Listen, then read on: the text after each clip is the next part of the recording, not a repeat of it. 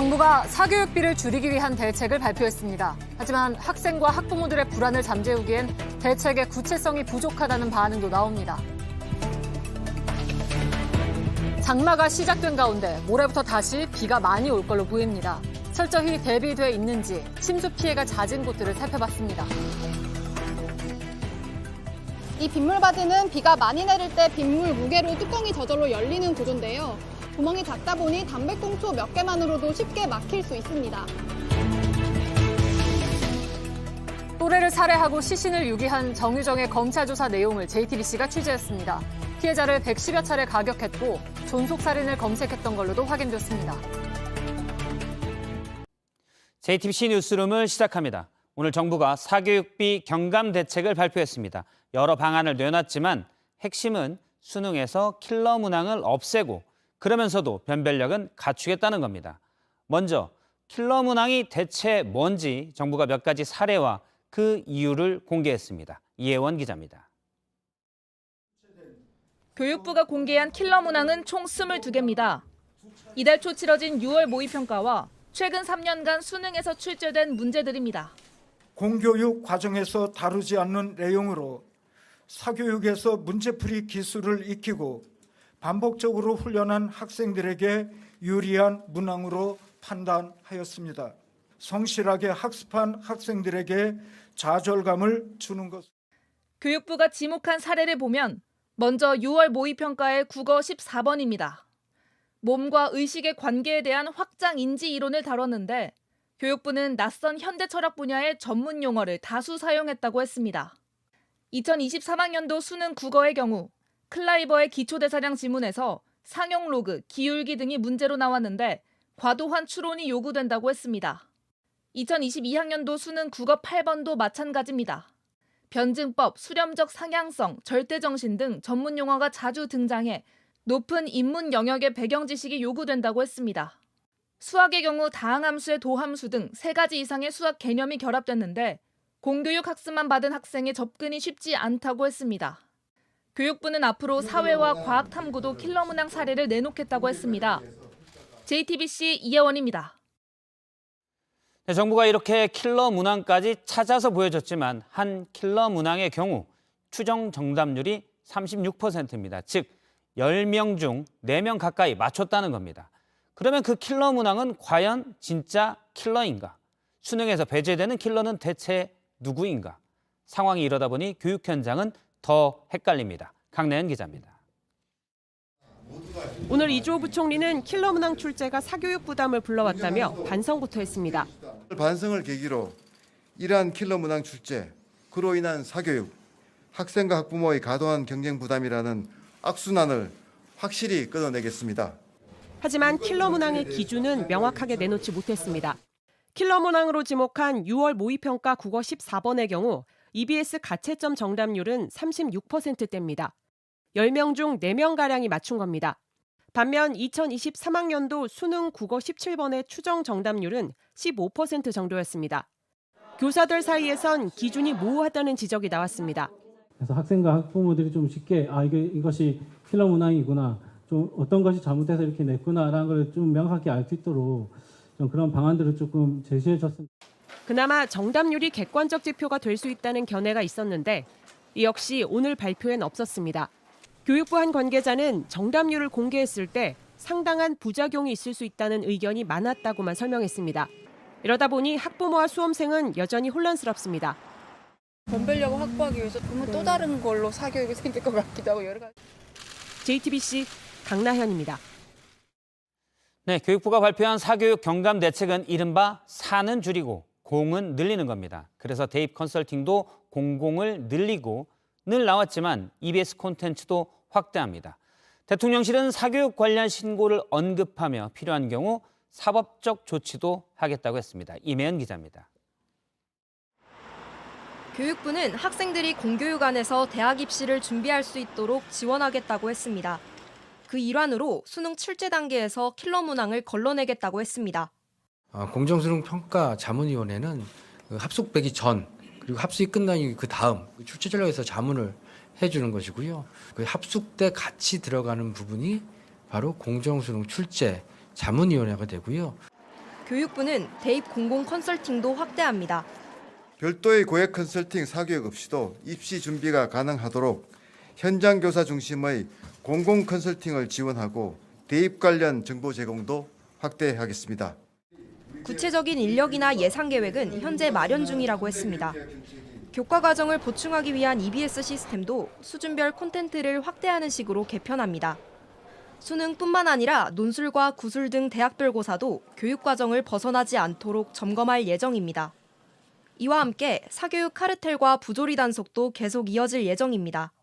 지난주 교육부가 개설한 신고센터에 접수된 신고 건수는 40여 건입니다. 오늘 대통령실 관계자는 조사 후 사법적 조치가 필요한 경우는 조치를 취하겠다며 강경한 입장을 드러냈습니다. 다만 교육부는 구체적인 사안에 대해선 아직 밝히지 않았습니다. JTBC 임예은입니다. 네, 오늘 나온 정부 대책에 대해서 스튜디오에서 좀 더 짚어보겠습니다. 성화선 기자가 스튜디오에 나와 있습니다. 성 기자, 오늘 나온 사교육 경감 대책, 교육부는 일단 킬러 문항을 없애고 그러면서도 적절한 난이도와 변별력을 유지하겠다고 했습니다. 네. 이게 일단 가능할까요? 일단 좀 쉽지 않아 보입니다. 교육부의 설명을 좀 먼저 보시겠습니다. 예.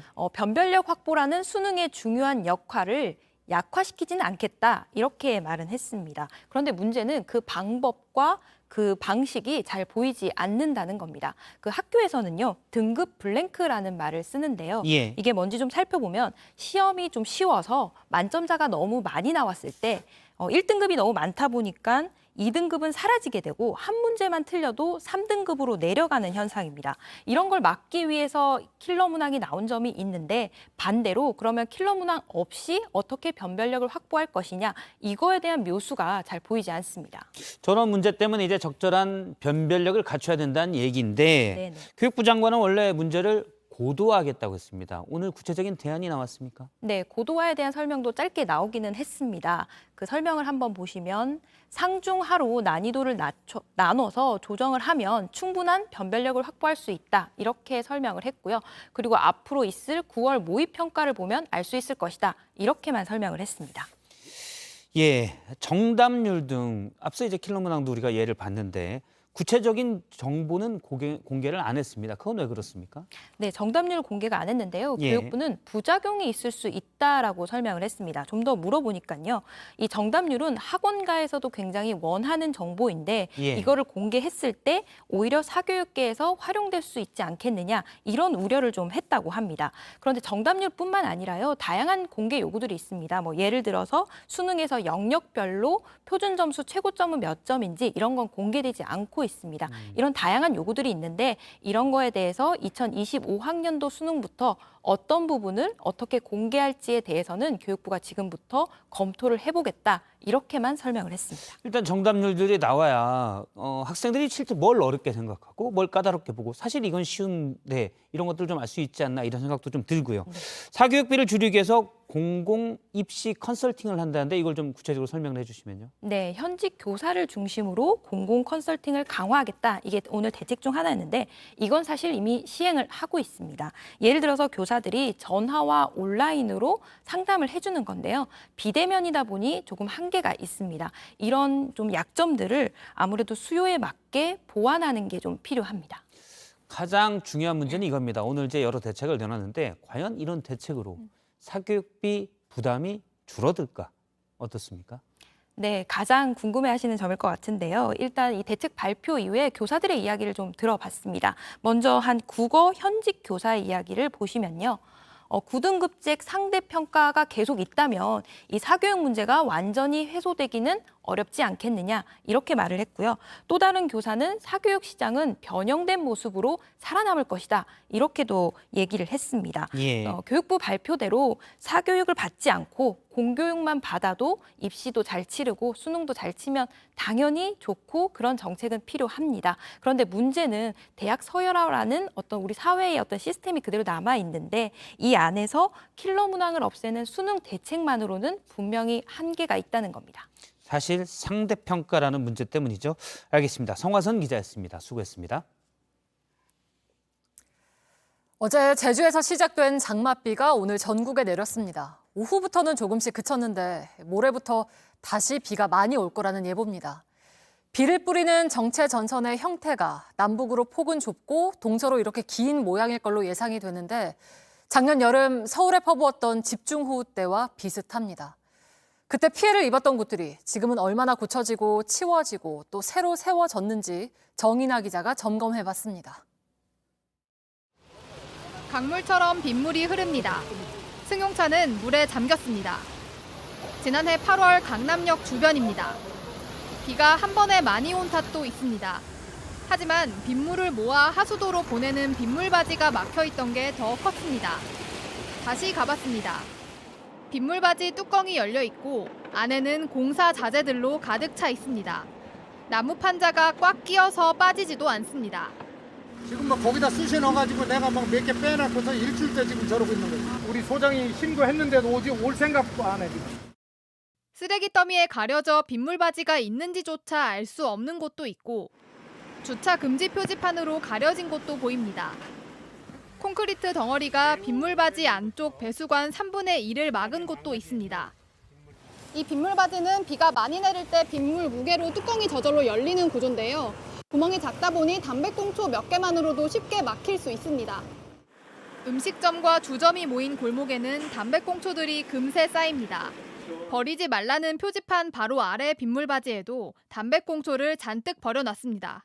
엄청나게 나옵니다. 10,000가치 정도까지도 이렇게 수거할 때가 있어요. 망가진 빗물바지가 상당수 많이 나옵니다. 뭐 심지어는 이제 세멘트가 다 썩어가지고 흙이 보일 정도로 있는 것. 지난해 강남 주변에서만 빗물이 빠져나가지 못해 4명이 희생됐습니다. JTBC 정인아입니다. 강남만 이런 게 아닙니다. 지난해 침수 피해가 컸던 영등포구 대림 이동에도 저희 취재진이 가봤습니다. 반지하만 1,000가구 정도 있는데 반지하촌 주변에 물을 막을 수 있는 모래주머니함은 2곳뿐입니다. 그나마 구청장이 직접 나서서 모래주머니를 넣었던 곳을 가보니 텅 비어 있었습니다. 이어서 최연수 기자입니다. 지금 제가 서 있는 대림 이동은 반지하가 가장 많은 동네인데요. 모래주머니함이 단 2개에 불과합니다. 제 근처에 있던 모래주머니함을 살펴보니까요. 열어보니 텅텅 비어 있습니다. 불과 2달 전에 영등포 구청장이 모래주머니를 넣었던 곳입니다. 구청장이 직접 점검한 대림 이동에만 1,000여 가구가 몰려 있는데 반지하촌에 있는 모래주머니함은 단 2개뿐입니다. 이 가운데 하나가 비어 있던 겁니다. 모래주머니함을 찾기도 쉽지 않습니다. 구청은 주민들에게 건물 번호판에 QR코드를 붙여놨으니 급할 때 찍어보라고 공지했습니다. QR코드를 찍으면 모래주머니함과 대피소의 위치가 스마트폰에 뜬다는 겁니다. 하지만 나이 많은 주민들은 QR코드를 찍는 방법도 모래주머니함의 위치도 몰랐습니다. QR코드? QR코드가 뭐 하는데요? 핸드폰으로 QR코드 찍으면 모래주머니함 위치를 파악을 할 수 있대요. 여기 모래주머니 있는데 없어. QR코드를 찍어도 제대로 작동하지 않았습니다. 구청은 이 사업에 4천만 원을 투입했습니다. 반지하 1,000여 가구의 모래주머니함 2개로 충분한지 구청에 문의해봤습니다. 구청 측은 명확한 기준은 없다고 했습니다.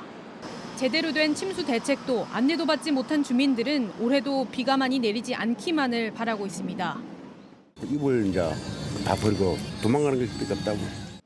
구청은 취재가 시작되자 모래주머니함 6개를 추가로 설치하고 관리도 강화하겠다고 밝혔습니다. JTBC 최연수입니다. 냉장고에서 발견된 숨진 아이들의 엄마를 구속할 때 영아 살해 혐의가 적용됐습니다. 경찰은 이보다 형량이 높은 살인죄를 적용하는 걸 검토하고 있는데 쟁점은 범행 시점이 될 걸로 보입니다. 이승환 기자입니다. 아이 2명을 살해한 뒤 냉장고에 둔 혐의로 구속된 고모 씨. 지난주 구속영장에 적시한 혐의는 영아 살해였습니다. 영아 살해는 아이를 낳는 도중이나 낳은 직후 살해했을 때 적용됩니다. 살인죄보다 낮은 10년 이하 징역형에 처합니다. 1953년 형법 제정 때 내용 그대로인데 불안정한 산모 심리 상태를 고려했습니다. 또 당장 먹을 것도 구하기 힘들었던 당시 경제 상황과 혼외자를 키우기 힘든 사회 분위기도 반영됐습니다. 분만 직후의 산모는 심신미약 혹은 심신상실에 있는 사람의 경우처럼 좀 뭔가 정상적인 판단을 할 수 없다. 하지만 고 씨는 출산 하루 뒤 아이를 살해했고 연이어 범행했습니다. 경찰은 고 씨 범행 시점을 출산 직후로 볼 수 있는지 검토하고 있습니다. 영아 살해와 살인죄를 가르는 가장 중요한 지점이기 때문입니다.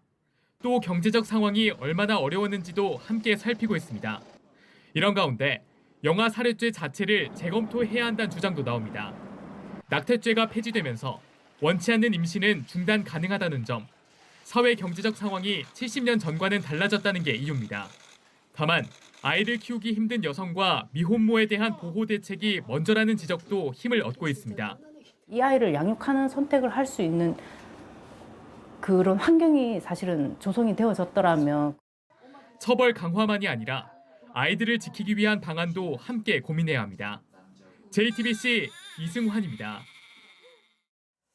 흉악 범죄가 사라지는 건 현실적으로 불가능합니다. 우리가 해야 할 건 이미 벌어진 사건을 꼼꼼히 파악하고 분석해서 비슷한 일이 또 벌어지는 걸 최대한 막는 겁니다. 저희 JTBC는 또래를 살해하고 유기한 혐의로 재판에 넘겨진 정유정의 조사 내용을 취재했습니다. 정유정의 범행 수법과 검거된 뒤에 보인 말과 행동에서 수사당국이 주목한 점은 뭔지 서효정 박사라 기자가 전해드리겠습니다. 사건이 있었던 아파트는 고요했습니다. 하지만 사람들은 그 사건을 입 밖에 내는 것조차 두려워했습니다.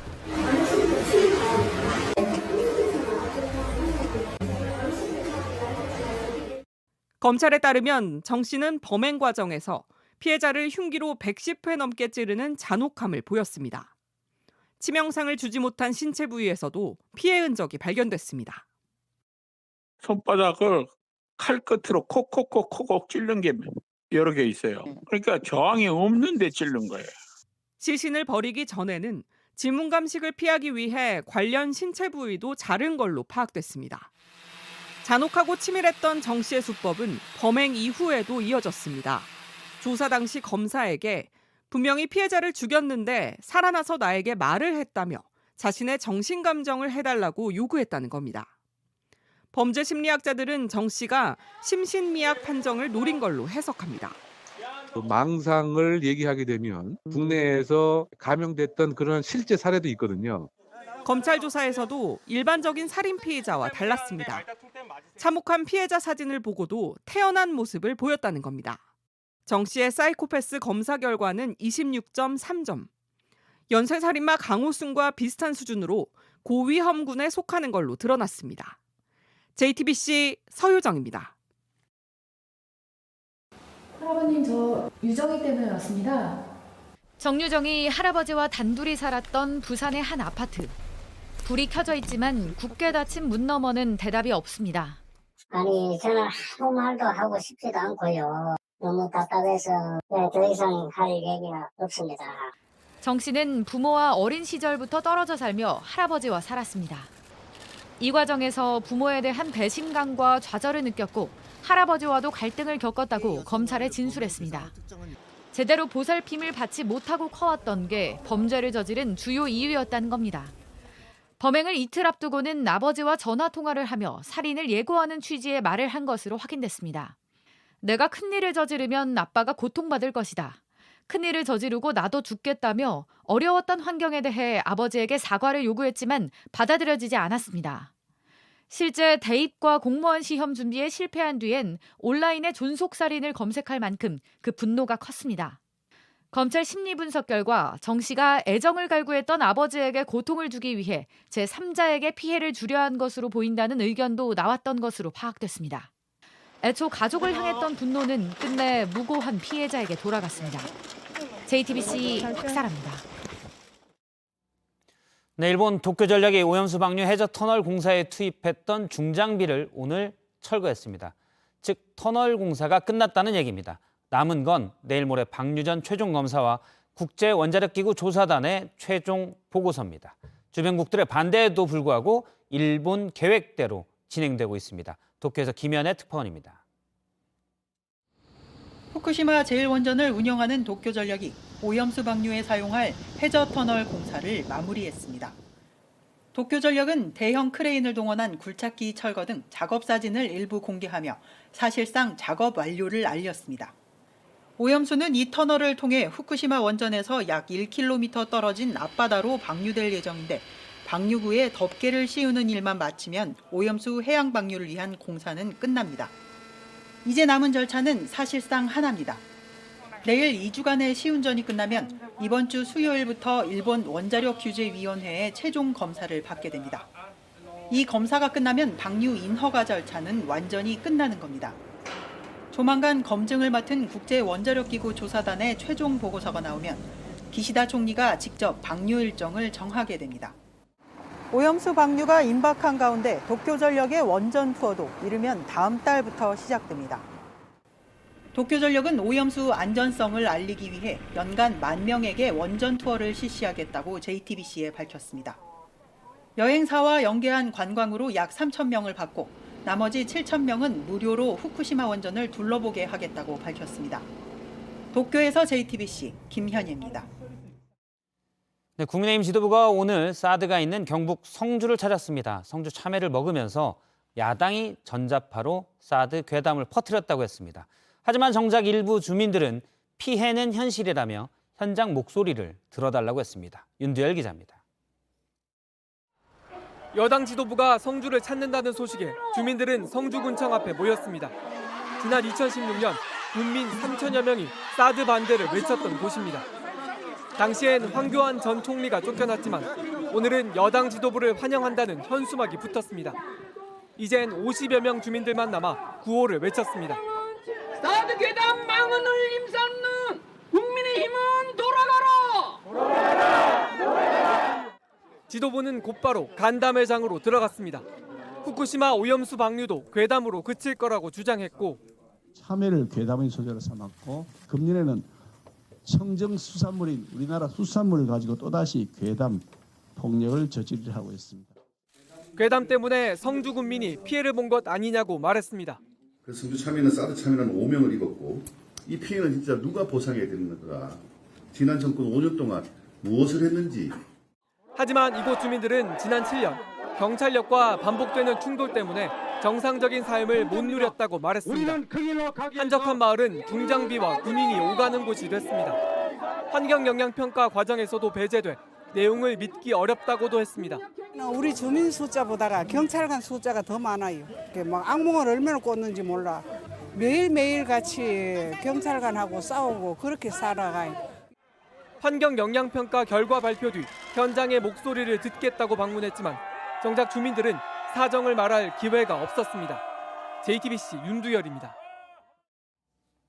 네, 용병부대 바그너그룹의 러시아 반란 사태 속보입니다.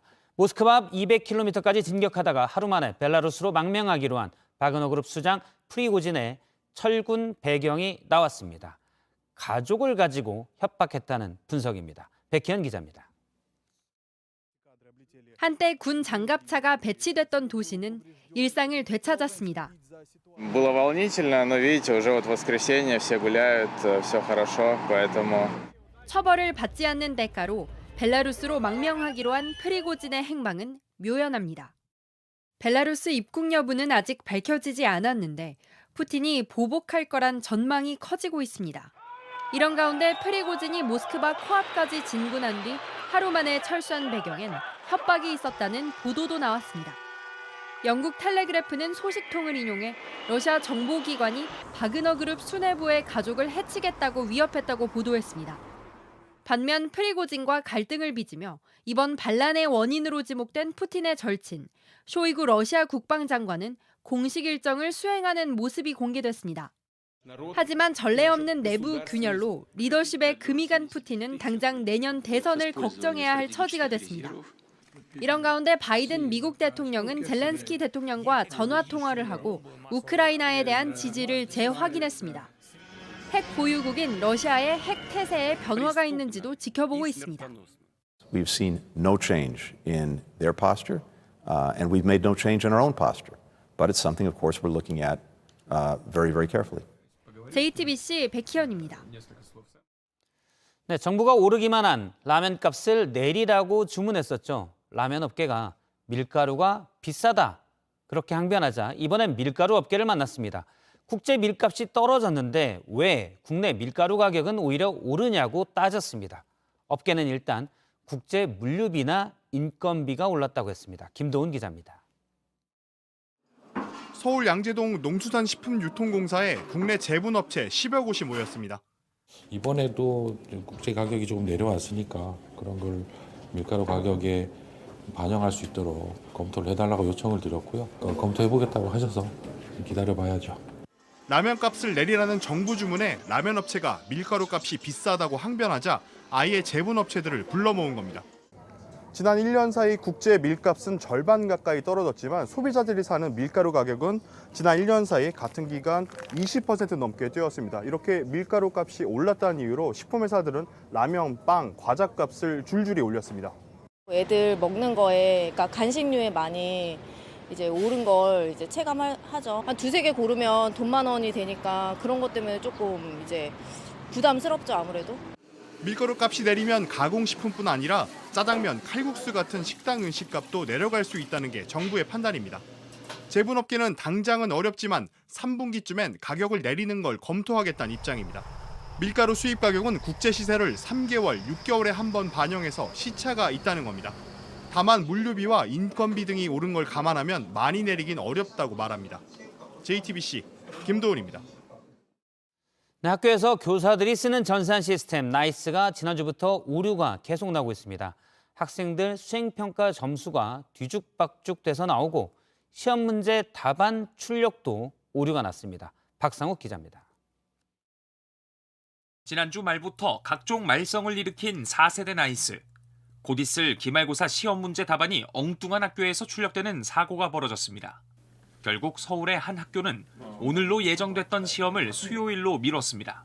시험 날짜 변경뿐만 아니라 전 학년 전 과목의 모든 시험 문항을 재편집하게 됐고요. 문항 정보표를 수기로 작성하는 불편함도 겪고 있습니다.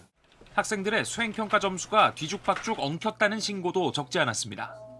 A 학교 교사가 학생의 세부 능력 및 특기 사항을 입력해 저장했더니 다른 학교의 학급 명단이 화면에 떴습니다. 확률과 통계 과목의 수행평가 점수를 입력하니 미적분 점수로 나왔고 수행평가 점수의 합산도 틀렸습니다. 교사들은 불안정한 나이스 시스템에 큰 불만과 우려를 나타냈습니다. 특히 대입 수시 모집을 위한 고3 수험생의 학생부 작성이 다음 달부터 진행되는데 차질이 생길 수도 있다는 겁니다. 가뜩이나 혼란한 상황에서 설상가상으로 나이스 오류로 인해 학교 생활부 기록부 열람을 할 수 없어 대입 수시 모의 면접 일정까지 연기되는 등 수험생과 학부모들 킬하는 일이 벌어지고 있다. 일부 교원단체들은 교육부의 재발 방지 대책을 촉구했고 업체 선정이 제대로 됐는지 공익감사도 청구하겠다고 했습니다. JTBC 박상우입니다. 네, 검찰이 박영수 전 특검에 대해 구속영장을 청구했습니다. 대장동 일당으로부터 200억 원 상당의 부동산을 받기로 하고 우리은행이 대장동 사업에 참여하도록 힘쓰기로 했다는 혐의입니다. 박 전 특검은 2014년 우리은행 이사회 의장을 지낸 바 있습니다. 50대 남성이 별거하고 있는 아내를 살해한 뒤 자수했습니다. 이혼하자는 아내의 말에 화가 나서 그랬다고 진술했습니다. 조혜연 기자입니다. 구급차 한 대가 지나갑니다. 과학수사대 차량도 빠져나옵니다. 지난 23일 오전 9시쯤 50대 남성 A씨가 자신의 집을 찾아온 아내를 살해하고 자수했습니다. 이웃들은 지난 4월 부부의 딸이 숨진 뒤 부부 관계가 나빠졌다고 말했습니다. 아파가지고 그냥 누워 있었어요. 한 몇 년 동안, 4, 5년 동안. 아니 4월 달에. 4월 달에. 둘이 손잡고 맨날 운동 다니고 그랬어요. 지난달 말부턴 두 사람이 따로 살았습니다. A씨의 가정폭력 때문입니다.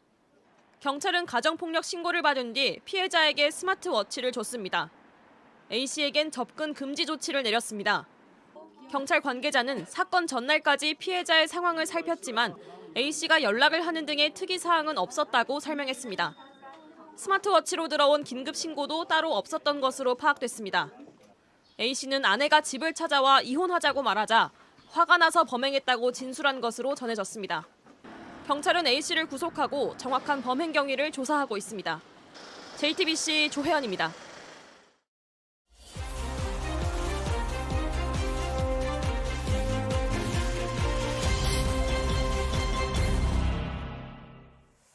전라남도에는 사슴들이 주인인 듯한 외딴 섬이 있습니다. 사람은 150명 정도인데 사슴은 600마리 넘게 살고 있다고 하는데요. 녹용을 팔겠다면서 누군가 사슴을 들여왔다가 버린 뒤로 이렇게나 늘어난 겁니다. 텃밭을 망가뜨리고 묘지도 파헤친다고 하는데 사람도 사슴도 같이 잘 살 방법은 없을지 밀착카메라 이상엽 기자가 전해드립니다. 새끼 사슴들이 달립니다. 뿔 달린 아빠 사슴과 엄마 사슴도 뒤따릅니다. 전남 영광에서 배로 2시간쯤 떨어진 안마도엔 주민 150여 명이 살고 있습니다. 그런데 사슴은 더 많습니다. 길을 따라 쭉 걷다 보니 제 바로 옆에 사슴이 나타났습니다.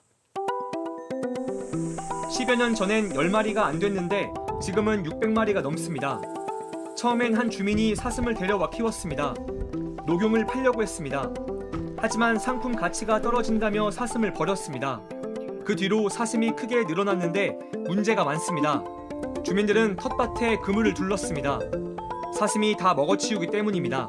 밭을 해먹으려면 이런 그물을 다 쳐야 돼. 그래도 이중으로 뛰어넘어버려. 저 산에서 막 마을로 싹 내라, 놈이. 밖 내려오지 말라고 소리도 질러보셨어요? 야, 이도 안 나가. 공사장처럼 보이지만 묘지입니다. 사슴이 파헤쳤습니다. 우리 이 앞에 상추도 한 끝도 없어, 아주 나오게 생겼어. 아이, 그 신체가 나오지라. 숲에 들어와 봤습니다. 사람이 드나들 수 없게 철조망이 쳐졌습니다. 섬 주민들의 묘지인데 바로 사슴 때문입니다. 숲도 피해가 심각합니다. 사슴이 나무 껍질을 긁어내 수액을 먹었고 나무는 모두 죽었습니다. 여기 완전히 잔디밭이 됐어요. 그 여기뿐만이 아니고 온 섬 전체가 다.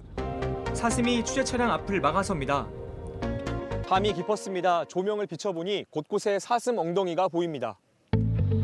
새벽녘엔 산책로까지 나타납니다. 우리는 사슴과 공존하려고 애쓰고 사슴과 눈을 맞추려고 애를 쓰지만 눈망울을 보면 왠지 뭔가 우리에게 얘기하는 것 같은 너무 속상합니다. 정부와 지자체는 서로 떠넘기기 바쁩니다. 야생화 동물로 지정이 되었다면은 또 달라지겠지만 저희가 답변 드릴 수 있는 상황은 아닌 것 같아요. 현행법상 사슴이 가축이어서 잡을 수 없다는 겁니다. 관할 지자체는 현실적인 이유를 댔습니다. 개체수가 많다 보니까 한 마리 한 마리 잡기가 사실 너무 어렵거든요. 보다 못한 주민들은 사슴을 잡아 한 농장에 보호해달라고 보냈습니다. 사슴은 죄가 없죠. 왜? 필요로 해서 사람이 가져왔고 필요로 해서 먹이를 주고 키웠었고 그래서 자연에 이제 이 야생까지 왔잖아요. 처음에 사슴을 들인 것도 나중에 사슴을 버린 것도 사람입니다. 정부와 지자체가 책임질 수 없다고 하는 사이 그 피해는 다시 사람에게 돌아오고 있습니다. 밀착 카메라 이상엽입니다. 금은방에 침입한 20대 2명이 17초 만에 귀금속을 쓸어갔습니다. 하지만 범행 9시간 만에 붙잡혔습니다. 배승주 기자입니다. 금은방 앞을 서성대는 남성은 헬멧을 썼습니다. 오른손에는 망치를, 왼손에는 비닐봉지를 들었습니다. 매장 안을 들여다보더니 망치로 유리문을 부숩니다. 안으로 들어가 진열장 천을 걷어내고 망치로 내리칩니다. 귀금속을 주워 담습니다. 이 모든 과정 딱 17초 걸렸습니다. 경찰들이 막 깔려있고 과학수사대 와있고 사장님은 힘드셔가지고 뒤에 앉아 계시고. 귀금속 19점, 2천만 원어치를 훔쳤고 번호판 뗀 오토바이를 타고 달아났습니다. 공범이 시동을 건 채 망을 보고 있었습니다. 그런데 성공적으로 보였던 이 범행, 9시간 만에 경찰에 붙잡히면서 끝났습니다. 피해자 맨 처음에 1인이 나왔는데 제 경찰관 신분을 밝히고 체포를 하니까 아주 당황해하는 그런 모습이었고. 앞서 비슷한 수법으로 다른 금은방에 침입했었는데 이미 경찰이 뒤쫓고 있었습니다. 또 다른 범행을 하는 바람에 바로 꼬리가 잡힌 겁니다. 17초 만에 훔친 귀금속은 팔지도 못했고 2인조는 구속기로에 섰습니다. JTBC 배승주입니다. 오토바이를 타고 민간인 출입 통제선으로 들어가려던 3명에게 군인들이 공포탄을 쐈습니다. 이 사람들은 군인들이 과잉 대응했다며 항의했지만 군 당국은 그 병사들에게 포상 휴가를 주겠다고 했습니다. 무슨 일이 있었는지 조승현 기자입니다. 통일전망대 가는 검문소 앞에서 민간인과 군인이 실랑이합니다.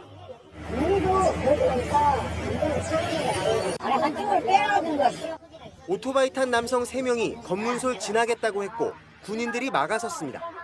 오토바이는 지나갈 수 없고 출입 신청도 따로 해야 한다고 했습니다. 병사들은 앞을 막아서다 공포탄 2발을 쐈습니다. 오토바이 아래 탄피가 떨어져 있습니다.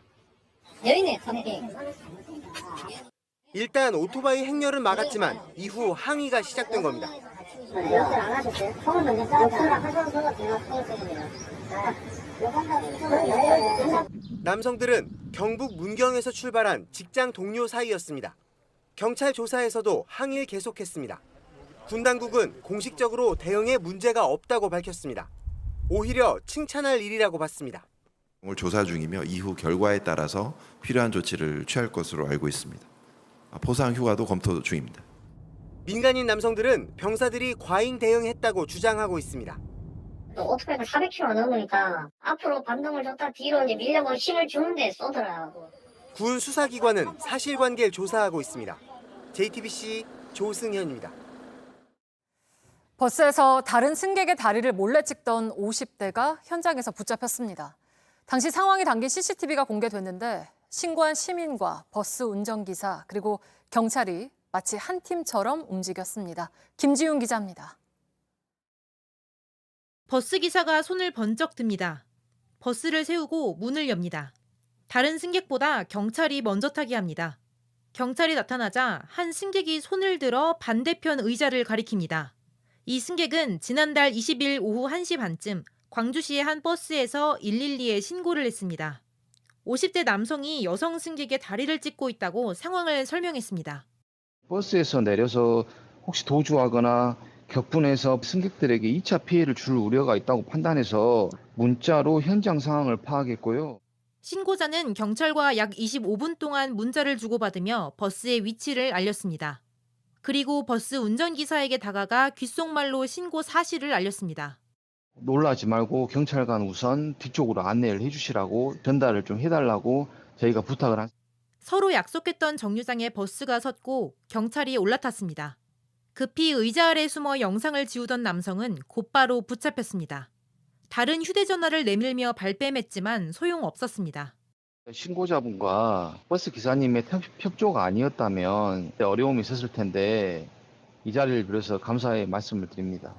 경찰은 다른 사람의 신체를 불법으로 촬영한 혐의로 이 남성을 검찰에 넘겼습니다. JTBC 김지윤입니다. 오케스트라의 시작과 끝은 지휘자의 손짓에서 시작이 됩니다. 그런데 사람이 아니라 로봇이 지휘봉을 잡는다면 어떨까요? 그 장면이 국내 최초로 펼쳐집니다. 정재우 기자입니다. 지휘자의 손짓에 맞춰 공의 울림이 시작을 알립니다. 연주자들이 눈을 맞추는 건 인간형 로봇 에버의 지휘봉입니다. 어색한 사람의 얼굴에 드럼통 같은 몸이지만 지휘봉을 잡은 손과 들썩이는 어깨만은 인간과 비슷하게 느껴질 정도로 자연스럽습니다. 모션 캡처를 통해서 스튜디오에서 슈트를 입고 모션을 지휘하는 동작을 하셨고요. 그 로봇 기술을 활용해서 어쨌든 지휘자의 지휘 동작을 구현했다고 보시면 될 것 같습니다. 인간 지휘자와 호흡을 맞추기도 하는데 곡은 특별히 로봇을 위해 만들어졌습니다. 에버가 시간을 정확히 계산해주니 즉흥적이고 자유로운 연주가 시작됩니다. 에어식스는 어쨌든 눈치도 안 보고 굉장히 냉정한 친구라 그대로 밀어붙이거든요. 그래서 우리가 그쪽에다 맞출 수밖에 없는데 연주자들이 더 교감할 수 있는 상황이 만들어지는 것 같아요. 해외에선 이미 로봇 지휘자가 연주한 사례가 있지만 국내에선 첫 공연입니다. 들을 수도 없고 교감할 수도 없어 지휘를 완전히 대신하는 건 아직은 먼 얘기입니다. 하지만 지휘자 대신 악단의 훈련을 맡는 등 로봇 기술이 예술과도 공존할 수 있다는 걸 보여줍니다. JTBC 정재우입니다. 국제올림픽위원회가 주관한 첫 번째 올림픽 e스포츠 대회가 열렸습니다. 손가락 하나로 하는 게 아니라 여러 방식으로 누구하고든 경쟁을 펼칠 수 있는 모습들을 디이슈로 보시겠습니다.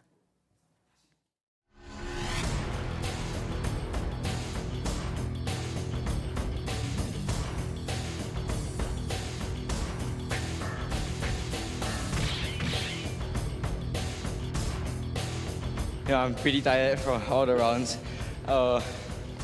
She was super fast in the first round, but I think she got tired in the second and third. That's when I could get my distancing and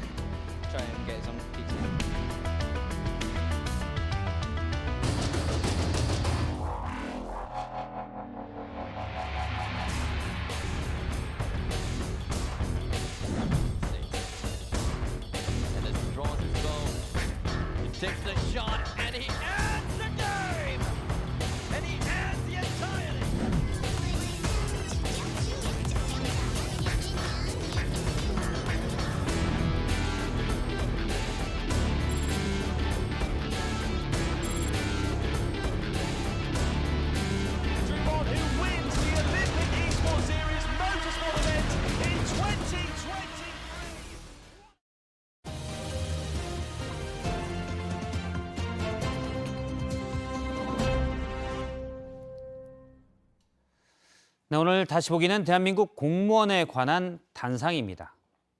박희영 용산구청장이 오늘 재판을 받는데 항의하러 온 유족들을 법원 공무원들이 막는 모습입니다.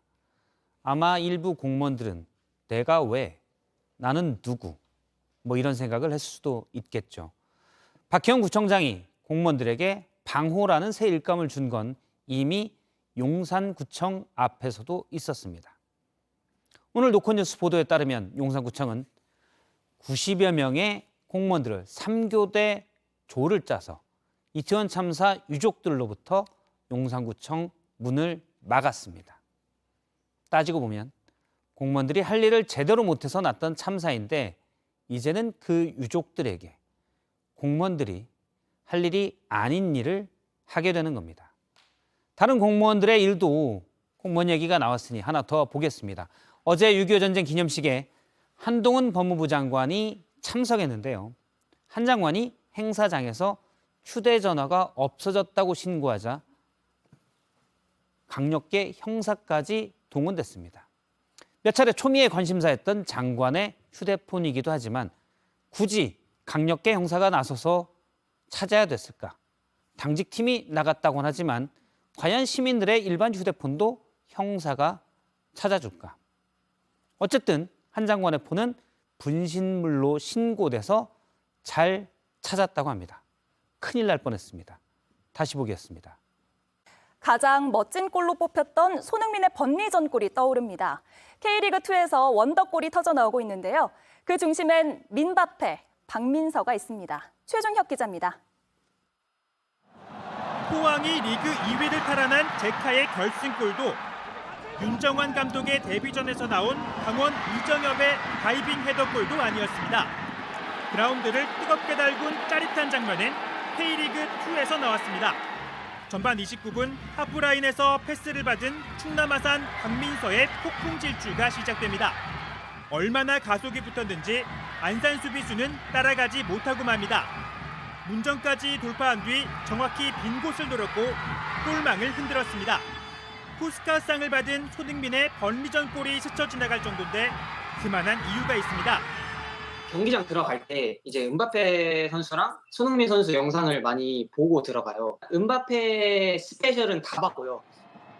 이미 팬들 사이에선 충남 아산의 손흥민, 민바페로 불립니다. 태식이 형 같은 경우는 제가 그 영상을 볼 때마다 맨날 옆에서 은바페 언제 나오나 항상 이랬거든요. 그런 상황이 나와서 되게 좋은 것 같아요. 충남 아산이 이제 플레이오프 가는 게 일단 최고의 목표고요.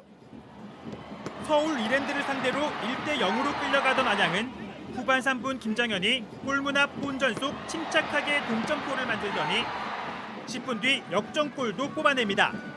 이태희가 뒤로 내준 공을 강하게 찾고 30m를 날아간 공은 그대로 골문으로 빨려 들어갔습니다. 어렸을 때는 웨이트를 많이 안 했는데 나이 들수록 웨이트를 많이 한 결과가 좀 이렇게 좋게 나타나는 것 같아요. 그림 같은 골들을 빚어내는 K리그2의 새 전성시대가 기대됩니다. JTBC 최종혁입니다.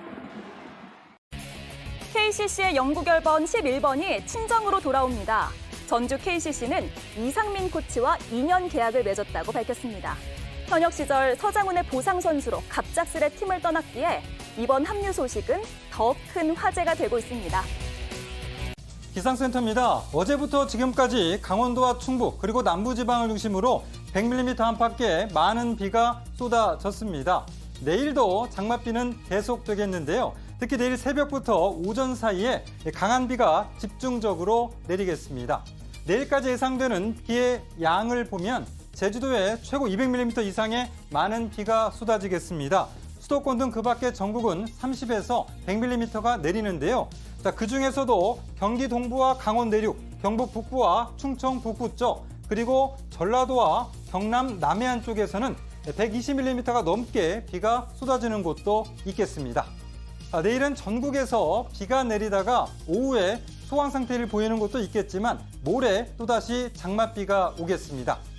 내일 아침 기온은 서울 21도, 대전 22도, 부산 23도 등으로 오늘과 비슷하겠습니다. 낮 기온은 서울 28도, 전주 31도, 대구 32도 등으로 오늘보다 2, 3도 높겠습니다. 물결은 전해상에서 최고 3.5m까지 높게 일겠습니다. 또 남해상에선 돌풍을 동반한 천둥, 번개가 치는 곳이 있겠습니다. 금요일까지 전국에 장맛비가 길게 내리겠고 토요일 중부지방은 흐리겠습니다. 남부지방과 제주도에서는 토요일까지도 장맛비가 이어지는 곳이 있겠습니다.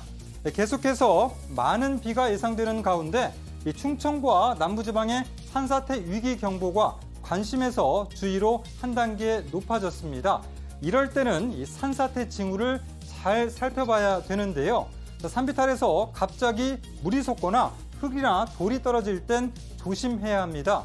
또 바람 없이 나무가 흔들릴 때나 계곡에서 흙탕물이 내려올 때 산사태가 발생할 수 있습니다.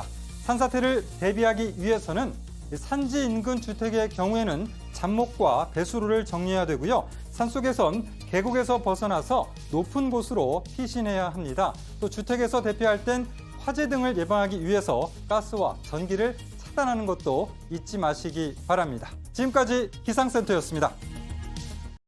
네, 유튜브로 이어지는 뉴스룸 뒤에선 교육부가 내놓은 사교육 경감대책과 또 민주당에 돌아온 이낙연 전 대표 이야기 해보겠습니다. 네, 오늘 뉴스룸은 여기까지입니다. 시청해주신 여러분 고맙습니다.